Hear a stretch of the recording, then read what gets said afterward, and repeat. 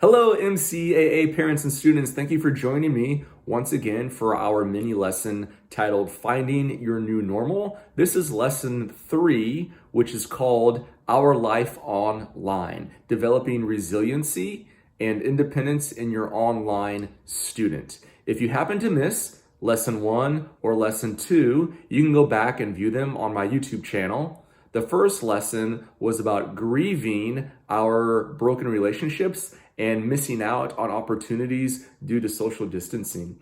The second lesson was on our personal identities and managing new roles and responsibilities while learning from home and working from home, and how you're relating to one another in your family unit. This lesson is to really encourage our students to finish the school year strong. We have about 4 weeks left of school. Month of May is quickly approaching, and we can see that finish line. But we don't want to let down or take our foot off the gas. We really want to finish this school year strong all the way until the very end. So let's first talk about resiliency.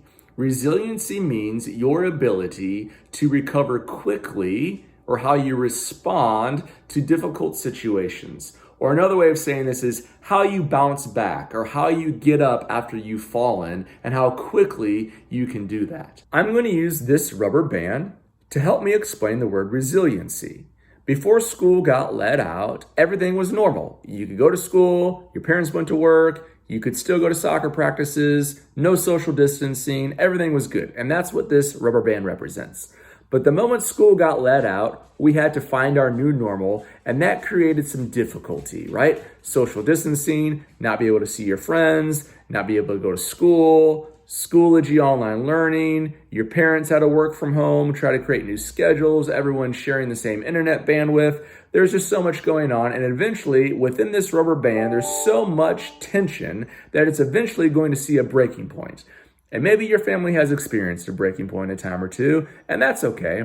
But what I want to demonstrate to you is that from all of this tension here, having resiliency means bouncing back and being able to do certain things that can create a source of normalcy and managing these difficulties so that we can function somewhere in here. There's not going to be as much tension. So how do we do that? How do we go from a source of tension all the way here with difficulties and bouncing back to somewhere in here?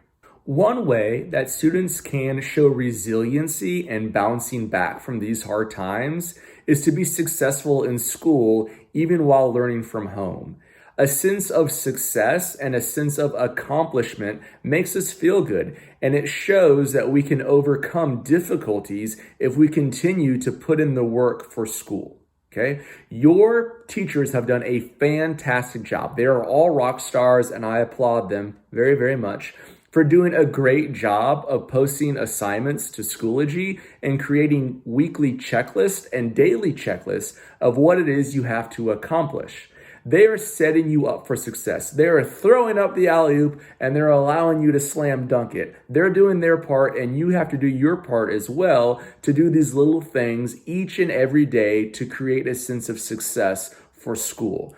So be sure to check their newsletters, check their weekly assignments and their daily checklist of what it is you have to do. While we want you to be so successful in school, it doesn't come easily, and you have to put forth the work. You have to show a sense of independence and working by yourself and taking that initiative on your own to get some of this schoolwork done. Independence was a weekly character word back in October, which means that you're not relying on other people to do things that you can do for yourself. Now, with your schoolwork, your teachers are still there able to help you, but it's not the same as being at school, being able to raise your hand and getting those immediate answers and that immediate feedback. And so you have to take on some responsibility for yourself, right? And doing this schoolwork. If you can do your job well, that releases some tension from your parents, and they can be able to do their work and worry about their own responsibilities if you can be responsible for yourself. So how do we develop independence on our own? What can we do that really gives us some stepping stones to be independent learner? I know this sounds kind of weird, But right now, school isn't about getting all of the right answers on all of the assignments all of the time. Okay? Right now, school is about learning and learning from home. We don't have the same resources to teach you like we would in school. And so, yes, it does take more responsibility on you as a student to sign into Schoology and putting forth that effort. But really, that's all that we're expecting of you right now, is to continue to learn from home. And yes, grades are important, but what's more important is that you are developing this independence and you're developing your character of putting forth effort and trying on your schoolwork when you don't have the same support system like you would at school. You don't have your teachers right there with you all the time. Instead, maybe you have your parents there some of the time. You don't have me being able to check in with you at a moment's notice, knocking on the door as well. And so a lot of this, right, is coming down to you as a student, as an individual, right? To show that you can put forth effort and you can show that you're independent in trying to learn a little bit more on your own. So again, you can be resilient and bounce back from difficulties by doing well in school and creating a sense of normalcy in your routines and your schedules by accomplishing a little bit of school each and every day. And it doesn't have to be perfect work. It doesn't have to be 100% all of the time. We want you to learn from home, and learning from home requires more effort. It requires more independence. It requires you to be a little bit more responsible on your own because you don't have as many resources at your disposal. Here are your conversation starter questions for this week's episode.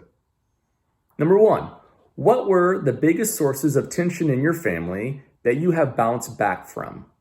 Number 2, how have you shown resiliency since learning from home? Question 3, what are some ways you can be independent in your learning? Thanks again for tuning into these videos about finding your new normal. I hope that you finish the school year strong. Please reach out if you have any questions or need anything. Have a great week.